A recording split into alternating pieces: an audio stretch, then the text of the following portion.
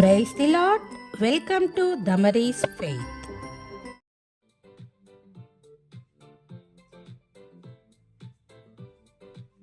అట్లా ఆ అప్పుల వాడు ఏం చేస్తాడంటే ఏది ఉంటే అది తీసుకుని వెళ్ళిపోతాడు. పాపం ఏమి లేదు, శిష్యుని భార్య, సేవకుని భార్య, భర్త చనిపోయినాడు, 2 కుమారులు. బహుశా మరి ఆ భర్తకు ఖర్చు పెట్టిందో లేకపోతే ఇంటికి తిండి ఖర్చు అయినా ఏమైనా తెలియదు, అప్పుల పాలైపోయినారు. ఏమీ లేదు ఆమె దగ్గర.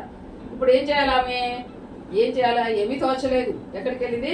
ఎలీషా దగ్గరికి వెళ్ళింది. శిష్యుని ఎలీషా దగ్గరికి వెళ్ళి, ప్రవక్త దగ్గరికి వెళ్ళి అంటుంది, అయ్యా నా భర్త దేవుని ఎందుకు భయభక్తులు గలవాడే, కానీ అతను చనిపోయినాడు, నా 2 బిడ్డల్ని తీసుకొని పోవడానికి అప్పులో వచ్చారు, ఇప్పుడు నేనేం చేయాలి? మన పరిస్థితి కూడా అనేక సార్లు ఏం చేస్తాము? ఏమీ ఉండదు, చేతిలో ఏమి ఉండదు. ఓసారి 2000 సంవత్సరాల క్రితమే బ్రదరు మరి హాస్పిటల్లో పడ్డప్పుడు, ఇల్లందులో ఖమ్మం ఇల్లందులో, అప్పుడు నా దగ్గర ఏమీ లేదు. అంటే మామూలుగా హాస్పిటల్ అడ్మిట్ చేయడానికి సింగరేట్కి వెళ్ళాము అంతే. ఇంకా నా బైబిల్ సంచి నేను ఉన్నాను అంతే. పిల్లలు ఇంటి దగ్గర ఉన్నారు, చిన్నపిల్లలు చదువుతా ఉన్నారు. ఇంకా ఏమీ లేవు. ఆడ అడ్మిట్ అయ్యి సీరియస్ అయిపోయి నన్ను కొత్తగూడెం తీసుకొని నాన్న ఉస్మాని హైదరాబాద్ తీసుకొని చేశారు. ఏమీ లేదు. నా బైబిల్ తప్ప నేను తప్ప ఏమీ లేదు. నిజంగా చెప్తున్నాను. అవి ఆ డబ్బులు ఎక్కడి నుంచి వచ్చినాయో తెలియదు. ఆ సంఘంలో ఉన్న దేవుని పిల్లలు ఎంతో అక్కడ మేము ఒకరికి ఏదైనా బాధ వస్తే ఒకరికి ఇంకొకరం ఏం చేసే వాళ్ళము? ఆదుకునే వాళ్ళం. ఒకరికి జ్వరం వస్తే, ఒకరికి ఏదైనా రోగం వచ్చినా అందరు కలిసి, చిన్న సంఘం కాబట్టి, ఈ గడితే మన పెద్ద సంఘం కాబట్టి, చిన్న సంఘం కాబట్టి, ఎవరికి ఏ బదులు వచ్చినా అందరూ కలిసి ఏకమించి పనులు చేసేవారు, కలిసి మొరపెట్టేవారు. చిన్న సంఘం అయినా, కొద్ది మంది అయినా కానీ. అట్లా నేను ఆ కట్టుబట్టలతోటే అదే భయంతో వెళ్ళాను. కొత్తగూడెం నుంచి హైదరాబాద్కి వచ్చాను. అదే తప్ప నా దగ్గర ₹1 కూడా నా దగ్గర లేదు. ఇంకా మా అంకుల్ వదిలితే చాలా అంటున్నారు. ఆ బ్రదర్స్ చిన్నోళ్ళు లేనకట్ట కాబట్టి ఎంత చిన్న పిల్లలు కూడా 6-7 ఏళ్ల పిల్లలు కూడా మందిరంలో సంఘ ప్రార్థనలో కూర్చొని మొరపెడుతున్నారు. మా అంకుల్ బతికాల పోవాలని ప్రార్థన చేస్తూ ఉన్నారు. ఏంటిది? ప్రార్థన ద్వారా దేవుడు గొప్ప కార్యాలు చేస్తారు. నా దగ్గర ఏమి లేదు. కనీసము ఏదైనా గోల్డ్ కుదబెడదామంటే కూడా ఆ సమయం లేదు, ఆ పరిస్థితి లేదు, ఆ వెళ్ళే పరిస్థితి కూడా లేదు. ఎక్కడి నుంచి వచ్చినాయో తెలియదు. దేవుడు అద్భుతాలు చేస్తాడు నిజంగా దేవుడు. ఆ విధంగా మరి దేవుడు అక్కడ తీర్చాడు. తిరిగే వాళ్ళ అప్పులు మళ్ళీ ₹2,00,000 కదా, ఆ రోజులు 20 సంవత్సరాల క్రితమే. 11 రోజులు అడ్మిట్ అయ్యి గవర్నమెంట్ హాస్పిటల్ హైదరాబాద్లో ఉమాలకి వెళ్ళిపోయి 5 days ఇంకా బతికితే నీకు సేవ చేస్తే వాళ్ళకి బతికించాడు. 5 రోజులు కోమ నుంచి బయటపడి ఉంటాను. చెప్తున్నా, నేను ఈ విధంగా ఉన్నా తప్ప నా దగ్గర ₹1 లేదు. ఏమీ ఆవరణ కూడా లేదు. అంటే ఈమె ఏం చేసింది? వెళ్ళి ఎలీషాకు మొరపెట్టుకుంది, అయ్యా నేనేం చేయాలా? నా భర్త చనిపోయినాడు, విధవరాల్ని, మరి నా 2 కుమారులు ఉన్నారు, ఆ 2 కుమారులు కూడా మరి ఈ అప్పులో వచ్చి పట్టుకపోతున్నారు, నా దగ్గర ఇంట్లో ఏమీ లేదు, ఇంకా నేనేం చేయాలి అన్నప్పుడు ఆయన అంటాడు, ఎలీషా 2వ వచనం, ఎలీషా నా వల్ల నీకేమి కావాలి? నీ ఇంటిలో ఏమి ఉన్నదో అది నాకు తెలియజెప్పమా నేను. అందుకే ఆమె నీ దాసురాలు నా ఇంటిలో నూనె పుల్ల ఒకటి ఉన్నది తప్ప మరి ఏమీ లేదు. ఇంట్లో ఏముందమ్మా చెప్పు, ఏముంది అంటే, ఇల్లు ఏంటిది? మన హృదయానికి సంబంధించి ఇంట్లో ఏముంది? నీ హృదయంలో ఏముంది? నీ దగ్గర ఏమీ లేదు అంటున్నావే. నూనె కుండ ఒకటి ఉంది. నూనె పరిశుద్ధాత్మ సాదృశ్యం కాబట్టి ఇక్కడ కీర్తన గ్రంథంలో 145:18 తనకు మొరుపెట్టు వారికి అందరికీ, తనకు నిజంగా మొరుపెట్టు వారికి అందరికీ యెహోవా సమీపంగా ఉన్నాడు. తన యందు భయభక్తులు గల వారి కోరిక ఆయన నెరవేర్చును, వారి మొర ఆలకించి వారిని రక్షించును. తనకు నిజంగా మొరపెట్టినట్లయితే, ఈమె నిజంగా మొరపెట్టింది ఎలీషా దగ్గరికి. ఇక్కడ యేసుక్రీస్తు వారిని సాదృశ్యంగా ఉన్నాడు. ఎలీషా దైవ సేవకు దగ్గరికి వెళ్ళింది, లేదా పాస్టర్ దగ్గరికి వెళ్ళింది, మొరపెట్టుకుంది, నిజంగా మొరపెట్టుకుంది. అయ్యా నా దగ్గర ఏమీ లేదు, నా ఇంట్లో ఏముందామంటే ఏమీ లేదు, ఒక్క నూనె కుండ ఒక్కటే ఉంది. అనేక సార్లు మనం ఒంటరిగా ఉంటాము, ఏమీ ఉండదు, అప్పులో వచ్చి గుంజుకుపోయే పరిస్థితి. అప్పుడు ఏం చేయాలి? మోకరించి ప్రార్థించటం తప్ప ఇంకేం లేదు. నీ దగ్గర ఏముంది అంటే నూనె కుండ ఒక్కటే ఉన్నది అంటారు. పత్రిక 8వ అధ్యాయంలో 16 వచ్చింది. మనం చదవండి. మనము దేవుని పిల్లలమని ఆత్మ తానే మన ఆత్మతో కూడా సాక్ష్యం ఇచ్చుచున్నాడు. మనము పిల్లలమైతే వారసులము, అనగా దేవుని వారసులము, క్రీస్తుతో కూడా మహిమ పొందుటకు ఆయనతో శ్రమ పడిన యెడల క్రీస్తు తోడి వారసులము. చాలండి. మనము దేవుని పిల్లము. దేవుని ఆత్మ మన పక్షంగా విజ్ఞాపన చేస్తున్నాడు. ఈమెం చేసింది? నా యొక్క ఇంట్లో ఏమి లేదు, అయ్యా ఒక్క నూనె కుండ ఒకటే ఉంది, మన దగ్గర కూడా ఏమి ఉండదు. ఒక మార్గంలో వెళ్తా ఉంటాం, ఏముండదు మన దగ్గర ఏముండదు. అయితే ఏం చేస్తాము, ఎలీషాకి ఆమె ఎట్లా మొరపెట్టిందో మనం కూడా అలాగే మొరపెడతాం. ఏమని, అక్క నా కోసం ప్రార్థన చేయి, అన్న నా కోసం ప్రార్థన చేయ ఫోన్ చేస్తాం. నేను మనమన్నీ తీసుకెళ్తున్నాము పాప వాళ్ళ కుమారుని స్కూల్. అర్థం కాలేదు, అనానుకూల పరిస్థితులు, ఆటోలను ఉండి చేసా కొంచెం ప్రార్థన చేయమ్మా అంటే వెంటనే బాబు కోసం ప్రార్థన చేస్తాం. ఆ ప్రార్థన ఏం చేస్తుంది, ఉపకార్యం చేస్తుంది. తీసుకుని వెళ్ళి అక్కడ పనులు అయిపోయి తిరిగి వచ్చేస్తాం. మనం కూడా ఏం చేస్తాము, మన హృదయంలో దేవుడు ఆత్మను పెట్టాడు.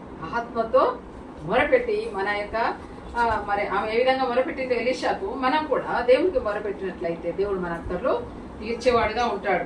ఈమెం చేసింది, మరి నూనె కుండ ఒకటి ఉంది, ఇంకేం లేదంటది 3వ వచనంలో. అతడు నీవు బయటికి పోయి నీ ఇరుగు పొరుగు వారందరి యుద్ధ దొరకగలిగిన వట్టి పాత్రలన్నిటినీ ఎరుపుచ్చుకును. అప్పుడు నీవు నీ ఇంటిలోనికి వచ్చి నీవును నీ కుమారును లోపల నీ తలుపు మూసి ఆ పాత్రలన్నింటిలో నూనె పోసి నిండిన ఒక తట్టున ఉంచుకొని అంతో సెలవయ్యగా. ఎలిషా చెప్తున్నా, మన దగ్గరే ఉందంటే నూనె కొనుక్కుంటుంది. అయితే ఏం చేయాలి, ఇప్పుడు ఇరుగు పొరుగు వారందరి దగ్గరికి వెళ్ళి వట్టి పాత్రలు తీసుకొని రావాలి. ఇక్కడ నిండిన పాత్ర ఉంది, హృదయంతో ఆత్మతో నిండి ఉంది, ఆత్మతో మొరబెట్టే పరిస్థితిలో ఉంది. అంటే ఇరుగు పొరుగు వాళ్ళ దగ్గర ఏమి లేదు, వట్టి పాత్రలు, అట్లా నూనె లేదు, వట్టి పాత్రలే. అంటే రక్షణ లేని బిడ్డలు అనేక మంది ఇక్కడ ఉన్నారు. మన చుట్టుపక్కల వాళ్ళు కావచ్చు, మనకు తెలిసిన వాళ్ళు కావచ్చు, తెలియని వాళ్ళు కావచ్చు. ఏం చేయాలి, వాళ్ళ కోసం ప్రార్థన చేయాలి. ఆ పాత్రలన్నిటి కోసమై ఏం చేయాలా, మత్తయి 6వ అధ్యాయంలో 6వ వచనంలో, నీవు నీ ఇంటిలోనికి వెళ్ళి తలుపు వేసి నీవు ప్రార్థన చేయనప్పుడు నీ గదిలోనికి వెళ్లి తలుపు వేసి రహస్యమందును నీ తండ్రికి ప్రార్థన చేయము. అప్పుడు రహస్యమందు చూసి నీ తండ్రి నీకు ప్రతిఫలం ఇచ్చును. అదే అండి, ఇంటిలోనికి వెళ్ళి తలుపేసి ఇవేం చేసింది, ఇరుగు పొరుగు వారందరి దగ్గర కుమారులను పంపించింది. కుమారులను వెళ్తే వాళ్ళు ఒట్టి పాత్రలన్నీ తీసుకొచ్చారు. వాళ్ళకు స్వార్థం చేసి వచ్చారేమో. తిరిగి ఇంటిలో ఆ తల్లి ఇద్దరు కొడుకులు కలిసి తలుపేసుకొని ప్రార్థన చేస్తున్నారు, వారి కోసం ప్రార్థన చేస్తున్నారు. ప్రభువా వారిని కాపాడు, లేదా వారిని రక్షించు, వారి కోసం ప్రార్థన చేస్తాడేమో. అయితే మొత్తం నిండిపోయినాయి, పాత్రలన్నీ నిండిపోయినాయి. ఇంకా తీసుకురా అంటే ఇంకా లేవమ్మా అయిపోయింది. అప్పుడు అంటే తన అక్కడ తీర్చబడింది. ఫిలిప్పీ 4:6-7 వచ్చింది. దేని గురించి చింతపడకుడి గాని ప్రతి విషయంలోనూ ప్రార్థన విజ్ఞాపనముల చేత కృతజ్ఞతాపూర్వకముగా ఈ విన్నపములు దేవునికి తెలియజేయడి. అప్పుడు సమస్త జ్ఞానములకు మించిన దేవుని సమాధానము యేసుక్రీస్తు వలన మీ హృదయములకును మీ తలంపులకును కావలి ఉండును. దేనికి వచ్చి చింతపడకండి, అయ్యో నాకు ఏం లేదు, అప్రోలు వచ్చి నన్ను వీడుతున్నారే, ఏం చేయాలి నాకు అర్థం కావట్లేదు, నా అక్కడ తీర్చలేకుండా ఉన్నది, ఒకటే ఉంది విధవరాలు, తమకి ఏమీ లేదు, 2 పిల్లలు ఉన్నారు, ఆ పిల్లల్ని కూడా పట్టుకోవడానికి అప్పులోళ్ళు వచ్చారు, ఇంకేం చేయాలి అర్థం కాలేదు. దైవ సేవకుల దగ్గర పోయింది, సేవకురాల దగ్గర పోయింది, ప్రార్థన, అక్క నా కోసం ప్రార్థన చేయి, అన్న నా కోసం ప్రార్థన చేయి, లేదా దేవుని పిల్లలు ఉండరు వాళ్ళందరూ కలిసి, లేదా ఒక ఇంటిలో ఈ విధంగా కూర్చొని తలుపేసేసి ప్రార్థన చేస్తుంటే మన ప్రార్థన ఆలకించి అక్కడ దేవుడు అక్కడ జవాబు ఇచ్చేవాడుగా ఉంటాడు. ఇక్కడ విధవరాలు తెలుసుకోమంటూ కొంచెం పిండి ఉంది, కొంచెం నూనె ఉంది. ఏలియా పోయి అమ్మ నాకు అప్పబి అని అంటే ఏమంటది, ఏమి లేదయ్యా నా కొడుకు నేను ఈ పుల్లలు వేసుకోవడానికి వచ్చినాము, ఇది తిని చచ్చిపోదాం అనుకున్నాం అంతే, ఇంకా చివరి అంతే, ఇంకా మాకేం లేదు, కరువు వచ్చేసింది కాబట్టి ఈ కొంచెం పిండి ఈ కొంచెం నూనెతో నేను నా బిడ్డ అప్పం చేసుకొని తిని చచ్చిపోదాం అనుకుంటున్నాం అంటే ఏలియామంటాడు, మొదట అప్పం నాకు తీసుకొచ్చి ఆ తర్వాత నువ్వు అప్పం చేసుకుంటాడు. ఆ వెంటనే ఇదేది చూపించింది, అయ్యా గింతత పిండే గింతత నూనె నా కొడుకు నేనే తిని చచ్చిపోవాలనుకుంటే ఇంకా నువ్వొచ్చి నీకేమి ఇవ్వాలి అని అనలేదు. ఆమె వెంటనే పోయి మొదట అప్పం చేసి ఆయనకి ఇచ్చింది. ఆ దైవజనులకి ఇయ్యగానే తర్వాత ఆ నూనె అయిపోలేదు, కరువు తీరేంత వరకు నూనె అయిపోలేదు, పిండిలో తొట్టిలో పిండి అయిపోలేదు. దేవుడు పోషించినాడు. కానీ ఒక పరీక్ష, మన జీవితాల్లో కూడా అనేక సార్లు ఒక పరీక్ష పెడతాడు. మన అక్కడ తీరినప్పటికీ ఒక పరీక్ష పెడతా ఉంటాడు. ఆ పరీక్షలో విజయం పొందాలి మనము. ఆమె కుమారుడు వ్యాధి గలవాడై చచ్చిపోయే పరిస్థితి వచ్చేసింది. అప్పుడు పోయేమంటుంది, అయ్యా నేను ఇంతగానం కష్టపడి నీకు వంటలు చేస్తేనే, నీకు అయ్యిస్తేనే, సేవకులకు అయ్యిస్తేనే అనుకోడు. దేవుని పిల్లలకు దేవుని సేవకులకు ఏదైనా ఇస్తే అదేంటి దహన బలిగా అర్పించడము అంటే ఆ యొక్క అగ్ని లేస్తే అది కాలిపోతుంది, మళ్ళీ కనబడదు. ఆ యొక్క సువాసన ఏమైతుంది, ఇంపైన సువాసనగా దేవుని దగ్గరికి వెళ్ళిపోతుంది. మనం దేవుని సేవకులు కానీ, దేవుని పిల్లలుగా, దేవుని పని నిమిత్తమై ఏదైనా డబ్బు కానీ ఏదైనా ఇచ్చామనుకో, అది దేవునికే చెందుతుంది. ఆయన దేవుడే చూసుకుంటాడు. అయ్యో నేను వాళ్ళకి అంత ఇచ్చాను కదా, ఇంతకి ఇచ్చాను కదా అనుకోకూడదు. ఈమెమంటుంది, వెంటనే నా కుమారుడు చావాలని, నా పాపాన్ని నాకు గుర్తు చేయడానికి వచ్చావా అంటుంది. నా పాపాన్ని బాగానే ఇవ్వబడింది, విధే చూపించింది, మొదట అప్పం ఇచ్చింది, మంచిగా అప్పాలు చేసి పెట్టింది, తిన్నారు ఇంటి వారందరూ, ఆయన తిన్నాడు, దైవ సేవకుడు తిన్నాడు. చివరికి ఓ పరీక్ష దేవుడు పెట్టాడు. మా కుమారుడు చనిపోయే పరిస్థితికి వచ్చేసరికి అప్పుడు ఏలియా మీద నిందేస్తుంది. కొన్నిసార్లు సేవకుల మీద కూడా కొన్ని నిందలు వస్తూ ఉంటాయి. ఏంటి ఈ సేవకులు ఇట్లా, ఈ సేవకులు ఇట్లా, ఈ సేవకురాలు ఇట్లా. అలా చూడకూడదు, దేవుని వైపు చూడాలి, వాళ్ళలో ఉన్న దేవుని చూడాలి. ఏలియాలో ఉన్న దేవుని చూడలేదు ఆమె. ఏమంటుంది, ఏందయ్యా నువ్వు వచ్చి నా పాపాన్ని నాకు గుర్తు చేస్తావా, అందుకే నా కుమారుడు చావడానికి సిద్ధంగా ఉన్నాడా అంటే వెంటనే ఏం చేసాడు, మొరపెట్టాడు. నిజంగా మొరపెట్టినాడు. గదిలోకి వెళ్ళి తలపేసి మొరపెట్టినాడు. నీవు రహస్యంగా ఉన్న నీ తండ్రికి ప్రార్థన చేయము నీ గదిలోనికి అన్నట్టుగా ఏలియా కూడా ఏం చేస్తున్నాడు, పోయి తలుపేసి ఆ బిడ్డ మీద పారచాచుకొని ప్రార్థన చేసి, ప్రభువా ఈ విధవరాలు నన్ను ఇంతగా పోషించిందే, ఇన్ని డబ్బులు ఇచ్చి ఇంత కష్టపడి నన్ను పోషించిందే, ఈ బిడ్డ నువ్వు బతికించవా అని ఏలియా ఎప్పుడైతే మొరపెట్టినాడో చనిపోయినట్టు ఆమె చేతికి ఏదని ఆమె ఏమంటుంది, అయ్యా ఇప్పుడు నిజంగా నువ్వు దైవజనం. మనకు కూడా అనేక బలహీనతలు ఉంటాయి, అనేక సార్లు సనిగులు గొనుగులు అనేక ఉంటాయి. వాటి అన్నిటి రానియకూడదు, ఆ విధవరాలాగా రానియకూడదు. వెంటనే ఏం చేయాలా, మోకరించి ప్రార్థన చేయాలి. యేసయ్యా నన్ను కరుణించు దేవా. ఆ యొక్క ఏ విధంగా మొరపెట్టినాడు, మొరపెట్టగానే చనిపోయిన బిడ్డ బ్రతికినాడు. ఆ బిడ్డకి ఇయ్యగానే ఇప్పుడు నీకు దైవజనుడు అని నమ్ముతున్నాను. ఇక్కడ ఈ విధవరాలి ప్రార్థన దేవుడు ఆలకించినాడు. అక్కడ ఆ విధవరాలు ఆ యొక్క చుట్టుపట్టు ఎరువు పాత్రలన్నీ తీసుకొచ్చేసి ఆ గదిలో పెట్టి తల్లి కొడుకును ప్రార్థన చేసినప్పుడు పాత్రలన్నీ నిండిపోయినాయి. నిండినాక ఊరుకోలేదు, ఏం చేసింది, మళ్ళా ఎలీషా దగ్గరికి వెళ్ళింది. అయ్యా నువ్వు చెప్పినట్లు చేశాను, ఇప్పుడేం చేయాలి.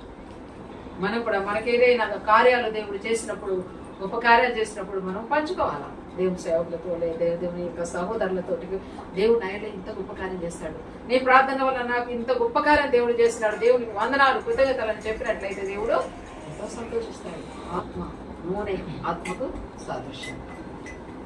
ఆ కుండ మన శరీరానికి మట్టి కుండ, దేవుడు మట్టితో చేశాడు మనకి కదా. 19:73 నీ చేతులు నన్ను నిర్మించి నాకు రూపు ఏర్పరచను, నేను నీ ఆజ్ఞలు నేర్చుకున్నట్టు నాకు బుద్ధి. నీ చేతులు నన్ను నిర్మించినాయి, దేంతో నిర్మించినాయి, మట్టితో నిర్మించినాయి.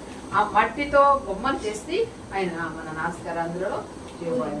2వ అధ్యాయం ఆదికాండంలో చూస్తాం కదా, నేల మట్టి తీసుకుని రూపంలో చేసి మనము మట్టి శరీరం, మట్టి కుండ మనది. ఈ మట్టి కుండలో దేవుడు తన ఆత్మను నింపినాడు, తన చేతులతో మనసు సృజించినాడు, తన నోటితో తన ఆత్మను మన యొక్క నాస్తికతలో జీవాత్మ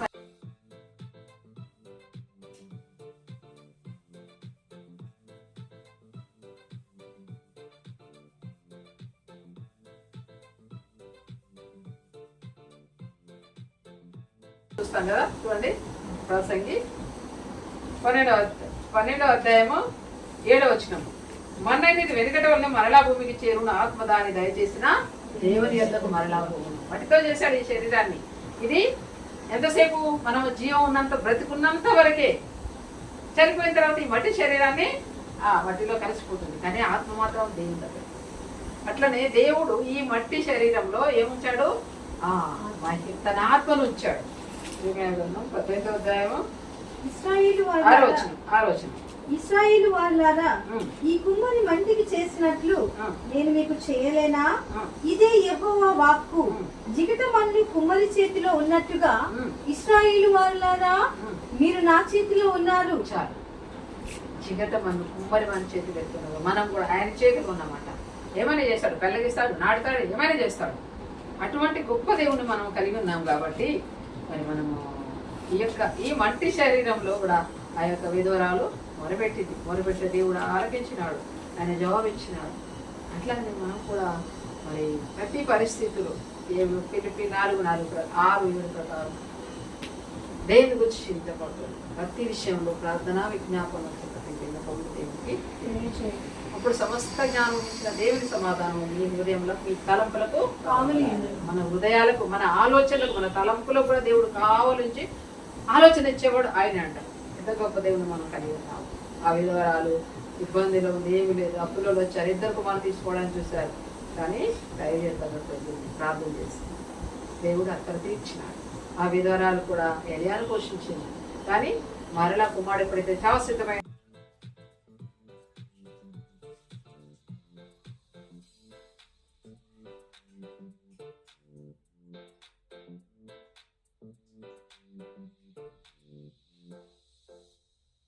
పడుచున్నదో ఆ కుటుంబంలో, ఆ సంఘములో నీవు నేను దేవుని యొక్క ప్రేమ యొక్క పొడుగు లోతు ఎత్తు ఎంతో గ్రహించుకునేందుకు శక్తి గల వారు కావాలని పౌలు ప్రార్థన చేస్తున్నాడు. మనం కూడా అనేకుల కోసం ప్రార్థించాలి. 5 వారి యొక్క ఆ పాత్రలు, మట్టి పాత్రలను తీసుకొచ్చి ఈ యొక్క గదిలో పెట్టి ప్రార్థన చేసినప్పుడు ఆత్మతో మొరబెట్టినప్పుడు ఆ పాత్రలు నిండేగా అవి రక్షించబడేగా దినాలు మనం కూడా ఆ విధంగా ఈ చివరి దినాల్లో ఉన్నాం, ప్రభు రాకడ దినాల్లో ఉన్నాము. ఎన్నో భయంకరమైన వార్తలు బయట చూసినట్లయితే ప్రభా నేను సిద్ధంగా ఉన్నాను, నా కొరకు త్వరగా వస్తున్నావయ్యా, నన్ను సిద్ధపరచు అని మనం ప్రార్థన. ఆయా ప్రాంతాల్లో ఉదయకాలం భూకంపం వచ్చేసింది. ఎప్పుడు భూకంపం ఎవరికి వస్తుంది? పేదలక, ధనవంతులుగా, ఎవరికి? అందరికీ వస్తుంది. భూకంపం వస్తే అందరూ అవుతారు. కానీ దేవుని పిల్లలైతే ధైర్యంగా దేవుని దగ్గరికి వెళ్ళిపోతారు. దేవుని యొక్క రక్షణ లేకపోతే నిత్య నరకం అడ్డుకున్నారు కాదు. కనుక ఇచ్చిన కొద్ది ఆయుసు ప్రభావ, ఈరోజు బతుకున్నానంటే నీకు ఉపయోగ, నీకోసం నేనేం చేయాలి? ప్రార్థన చేస్తాను. ఆ నూనె కుండ నా దగ్గర ఉంది, నా హృదయంలో నూనె అనే ఆత్మను పరిశుధాత్మ పెట్టావు ప్రభావ, ఆ పరిశుధాత్మతో ప్రార్థన చేస్తాను, అక్కడ తీర్చుకుంటా ప్రభావ అని మనం ప్రార్థన చేసినట్టయితే దేవుడు తప్ప మన ప్రార్థన ఆలకించి అడిగి ఊహించిన వాటి అంటే అత్యధికంగా చేయగల శక్తిగల దేవుడు ఆయన. నిన్న నేడు యేసుక్రీస్తు ఒకే రీతిగా ఉన్నాడు కాబట్టి మనకు అక్కడ తీరుస్తాడు తప్పకుండా. ఈ కొద్ది మాటలు దేవుడు తీర్చు. ఇంతవరకు ఎవరైతే సబ్స్క్రైబ్ చేసుకున్నారో వారందరికీ నా ధన్యవాదాలు. ఇలాంటి మరెన్నో వీడియోస్ కొరకు please like and share, subscribe my channel. Thank you. Praise the lord.